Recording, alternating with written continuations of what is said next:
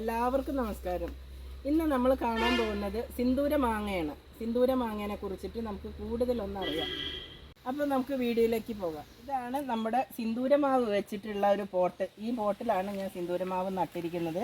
കണ്ടോ, ഇതിൻ്റെ മേലോട്ട് ഇതിപ്പോൾ ഇത്രയും ആയി. ഈവൻ ഒരു 4 വർഷമായി ഞാൻ ഇത് വെച്ചിട്ട്. ഞാൻ എൻ്റെ ഒരു നഴ്സറി ഉണ്ട്, നഴ്സറി തുടങ്ങിയ സമയത്ത് വെച്ച് നട്ടിട്ടുള്ളതാണത്. 4 വർഷമായി. കുഞ്ഞ് പോട്ടിലാണ് നട്ടത്. അപ്പോൾ ഈ പോട്ട് മാറ്റേണ്ട സമയമായി. പോട്ടിനിപ്പോൾ വലിയൊരു ഡ്രമ്മിലേക്ക് എനിക്ക് മാറ്റി വയ്ക്കണം.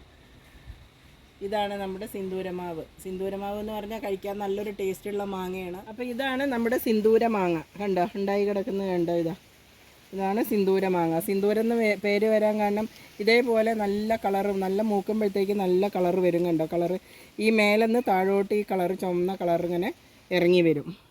ഒരു മഞ്ഞ കലർന്ന ഒരു ഓറഞ്ച് കളറിലാണ് സിന്ദൂരമാങ്ങ ഉണ്ടാവുക. ഇതാണ് കണ്ടോ, ഇതിൻ്റെ കളറ് കണ്ടോ. ഇത് ഞെട്ടിൻ്റെ അവിടുന്ന് താഴോട്ട് ഇങ്ങനെ ഇറങ്ങി വരും. ഇതാണ് സിന്ദൂരമാങ്ങ. കഴിക്കാൻ നല്ല ടേസ്റ്റുള്ള മാങ്ങയാണ്. നന്നായി പഴുത്ത് കിട്ടിക്കഴിഞ്ഞാൽ നല്ല ടേസ്റ്റാണ് മാങ്ങ കഴിക്കാൻ. അപ്പോൾ ഇതിൽ കൂടുതൽ നാരില്ല, നല്ല കാമ്പുള്ളൊരു മാങ്ങയാണ്. കഴിക്കാൻ ആരും ഇഷ്ടപ്പെടുന്നൊരു മാങ്ങയാണ് ഇത്. 4 വർഷമായി ഞാൻ വെച്ചിട്ട്. നന്നായി കാച്ചായിരുന്നു. ഈ കാറ്റത്ത് വീണിട്ടെല്ലാം പൊട്ടിപ്പോയി. കുഞ്ഞു കുഞ്ഞു മാങ്ങകളെല്ലാം വീണ് പോയി ഇതിന്ന്. അതാണിപ്പോൾ ഇതിൽ കുറച്ചേ പിടിച്ചുള്ളൂ. അപ്പോൾ ഞാനിതിന്ന് കുറച്ച് മാങ്ങ കാറ്റത്ത് വീണപ്പോൾ എടുത്തു വെച്ചിട്ടുണ്ട്. അത് പഴുത്തു കുറച്ച്. അപ്പോൾ ഞാനത് നിങ്ങളെ കാണിക്കാൻ കേട്ടോ. അപ്പോൾ ഇത് കണ്ടോ, ഒരു മാവ്. ഈ മാവ് എൻ്റെ വീണ് കിടക്കുന്നുണ്ട്. ചെറിയൊരു പോട്ടിലാണ് ഇരിക്കുന്നത്. മാവ് നന്നായി വളർന്നു. അതുകൊണ്ടാണ് ഇപ്പോൾ ഈ കാറ്റിൽ ഇങ്ങനെ വീണ് കിടക്കുന്നത്. ഇനിയിപ്പോൾ നല്ല വലിയൊരു ഡ്രമ്മ് വാങ്ങിച്ച് ഞാനതിലേക്ക് റീപോർട്ട് ചെയ്യും. അപ്പോൾ പ്രൂണിങ്ങും ചെയ്ത് കഴിഞ്ഞാൽ നല്ല കുട്ടപ്പനായി അടുത്ത വർഷത്തേക്ക് ഒരുപാട് മാങ്ങകൾ ഉണ്ടായിരിക്കും. ഒരുപാട് മാങ്ങയുണ്ടായി. ഇതേപോലെ കാറ്റത്തൊക്കെ വീണിട്ട് എനിക്ക് വീഡിയോ എടുക്കാൻ പറ്റിയില്ല. ഇതാണ് നമ്മുടെ മാവ് വീണപ്പോൾ നമുക്ക് കിട്ടിയിട്ട് ഞാൻ എടുത്തു വെച്ചിട്ടുള്ള സിന്ദൂരം പഴുത്ത് കഴിഞ്ഞാൽ ഇതേപോലെ ഇരിക്കും. കണ്ടോ കളറ്.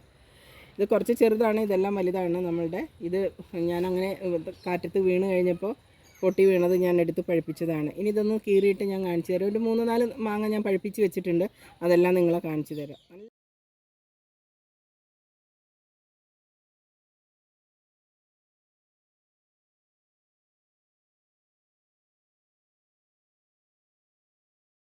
സിന്ദൂര മാങ്ങേനെ കുറിച്ചിട്ട് ഇതൊക്കെയാണ് പറയാനുള്ളത്. സിന്ദൂരം എന്ന് പറഞ്ഞാൽ സിന്ദൂരത്തിൻ്റെ കളർ തന്നെ ആയിരിക്കും ഈ മാങ്ങ പഴുക്കുമ്പോൾ കാണുന്നത്. അതേപോലെ തന്നെയാണ് രുചി നല്ല രുചിയാണ്. നല്ല നാരില്ലാത്തൊരു മാങ്ങ. എനിക്ക് ഈ മാവ് പ്രൂണിങ് ചെയ്യേണ്ട സമയമായി. ഞാൻ കഴിഞ്ഞ വർഷം പ്രൂണിങ് ചെയ്തില്ല. അതിൻ്റെ ഒരു ഇതാണ് ഇപ്പോൾ ഇതിങ്ങനെ കാണുന്നത്. അപ്പോൾ ഈ മഴക്കാലത്ത് എനിക്ക് ജൂണിൽ എനിക്ക് പ്രൂണിങ് ചെയ്യണം. ഇതിൻ്റെ സിന്ദൂര മാങ്ങ നിങ്ങളെല്ലാവരും ഒരു മാവ് വാങ്ങിച്ച് വെക്കുക. നല്ല മാങ്ങയാണ്, കഴിക്കാൻ നല്ല ടേസ്റ്റുള്ള മാങ്ങയാണ്. നന്നായി പഴുത്ത് കിട്ടിക്കഴിഞ്ഞിട്ടുണ്ടെങ്കിൽ പുഴുക്കേടോ അങ്ങനെയുള്ള ശല്യങ്ങളൊന്നും ഞാൻ ഇതിൽ കണ്ടിട്ടില്ല ഇതുവരെ. അതുകൊണ്ട് കഴിക്കാൻ പറ്റിയ നല്ല ടേസ്റ്റുള്ളൊരു മാങ്ങ. ജ്യൂസ് അടിക്കാനും ബെസ്റ്റാണ്, കഴിക്കാനും ബെസ്റ്റാണ്. നല്ല മാങ്ങയാണത്. അപ്പോൾ എൻ്റെ വീഡിയോ കണ്ടിട്ട് ഇഷ്ടമായിട്ടുണ്ടെങ്കിൽ നിങ്ങളെല്ലാവരും ലൈക്ക് ചെയ്യുക, സബ്സ്ക്രൈബ് ചെയ്യുക, ഷെയർ ചെയ്യുക. തൊട്ടടുത്തുള്ള ബെല്ലൈക്കൺ ഒന്ന് അമർത്തി സപ്പോർട്ട് ചെയ്യുക. അപ്പോൾ ഞാനിടുന്ന വീഡിയോകളെല്ലാം നിങ്ങൾക്ക് അപ്പോഴേക്കപ്പോഴേ കിട്ടുന്നതാണ്. നന്ദി, നമസ്കാരം.